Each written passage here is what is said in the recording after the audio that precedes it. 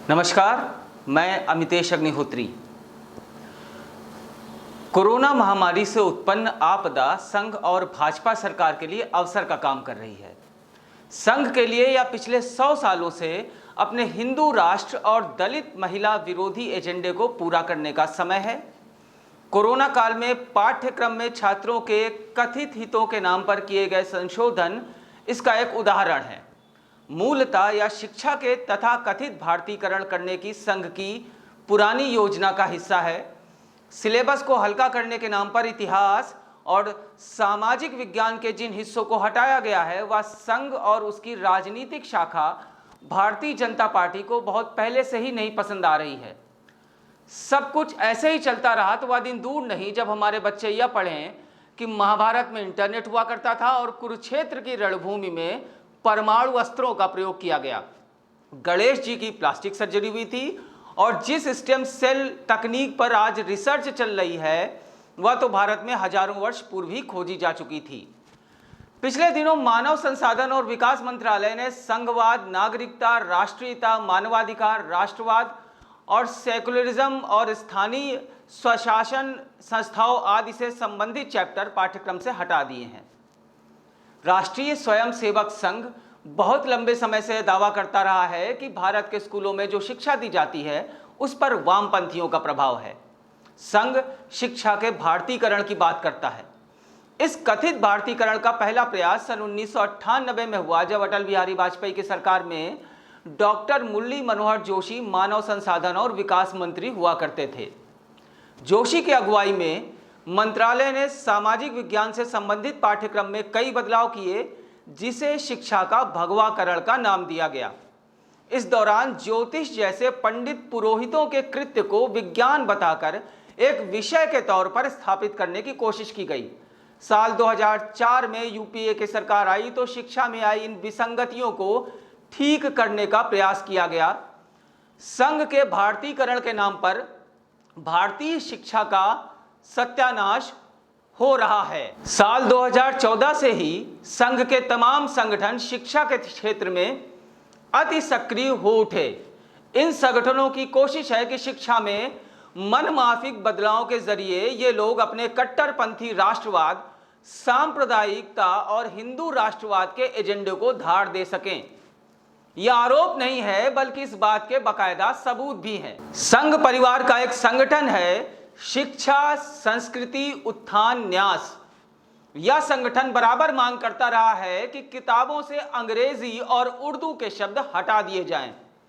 साल 2019 के फरवरी महीने में शिक्षा संस्कृति उत्थान न्यास ने सरकार को शिक्षा में सुधार से संबंधित कुछ सुझाव भेजे। इन सुझावों में गुजरात दंगों में 2000 लोग मारे गए थे जैसे वाक्य हटाने की मांग की गई थी। इसके अलावा इस संगठन की मांग थी कि मुगल बादशाहों को नेक दिल बताने वाले नेशनल कॉन्फ्रेंस को सेकुलर बताने और तत्कालीन प्रधानमंत्री मनमोहन सिंह द्वारा सिख दंगों पर माफी मांगने जैसी बातें भी किताबों से हटाई जाएं। संगठन के प्रमुख दीनानाथ बत्रा ने एनसीईआरटी को 5 पन्ने भर के सुझाव भेजे थे जिन पर गौर करने की जरूरत है। इन सुझावों में बत्रा ने मांग की थी कि स्कूली किताबों से रविंद्रनाथ टैगोर के लेख, कवि अवतार सिंह पाश की कविताएं और मशहूर शायर गालिब की रचनाओं को हटाने की मांग की गई थी। इन 5 पन्नों में दीनानाथ बत्रा ने 9 किताबों का एक सेट भी निकाला है जो भारतीय इतिहास को संघ के नजरिए से देखता है। इस नजरिए में असहमति का कोई स्थान नहीं है। यही वजह रही कि इन्हीं लोगों ने प्राचीन इतिहास को दलित और महिलाओं के नजरिए से देखती वेंडी डोनिगर की किताब द हिंदू पर प्रतिबंध लगाने की मांग की। संघ से जुड़े प्रकाशकों ने बत्रा की किताबों का गुजराती में अनुवाद किया और इनकी हजारों प्रतियां गुजरात के स्कूलों में खपा दी गईं।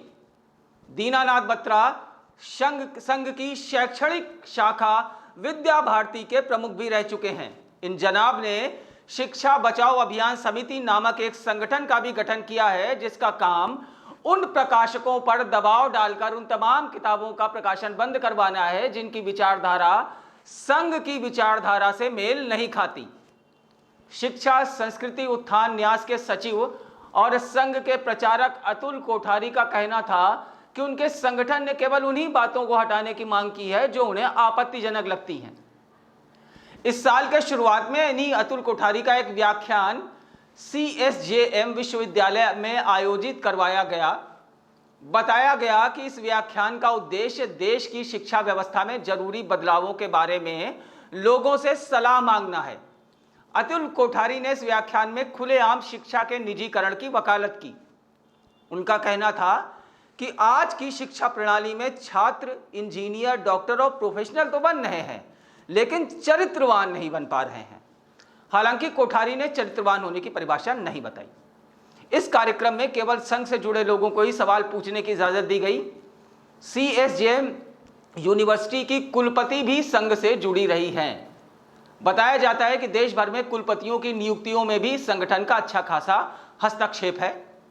सवाल यह है कि भारतीय राष्ट्रवाद, धर्मनिरपेक्षता और मानवाधिकारों जैसे विषयों से संघ को इतनी तकलीफ क्यों होती है। इसका कारण यह है कि इन विषयों के जिक्र से ही संघ के हिंदू राष्ट्रवादी असहज हो जाते हैं। इसको एक उदाहरण से समझा जा सकता है कि साल 2015 के गणतंत्र दिवस के दौरान सरकार की तरफ से जारी विज्ञापनों में संविधान की उद्देशिका जारी की गई, जिसमें धर्मनिरपेक्ष शब्द गायब था। वैसे भी राम मंदिर आंदोलन के दौरान से ही संघ और भाजपा के नेता संविधान में संशोधन कर धर्मनिरपेक्ष शब्द को हटाने की मांग करते रहे हैं। भारतीय स्वतंत्रता संग्राम से जुड़े अध्यायों को हटाने के पीछे भी एक बड़ा कारण है।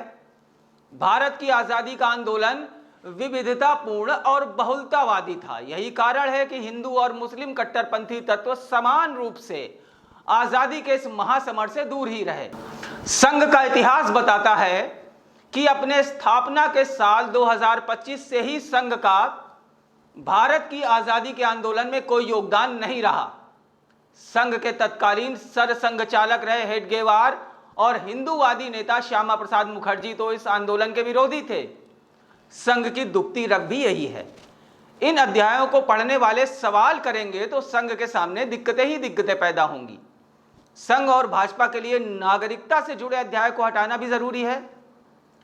हमारे देश में सभी नागरिकों को समान अधिकार मिले हुए हैं। संविधान द्वारा स्थापित संघवाद भारत के राजनीतिक और प्रशासनिक ढांचे का आधार है। संघ की सामंती सोच और तानाशाही शासन के लिए जरूरी है कि संघवाद कमजोर पड़े। यही कारण है कि पाठ्य पुस्तकों से संघवाद और नागरिकता से जुड़े अध्यायों को हटाना जरूरी है। अंबेडकर और संविधान सभा द्वारा निर्मित संविधान सत्ता के विकेंद्रीकरण की वकालत करता है। लोकतंत्र वही है जिसमें सत्ता की ताकत आम नागरिकों के हाथों में रहे। विकेंद्रीकृत व्यवस्था में शासन की शक्तियां एक ही स्रोत में निहित नहीं होती।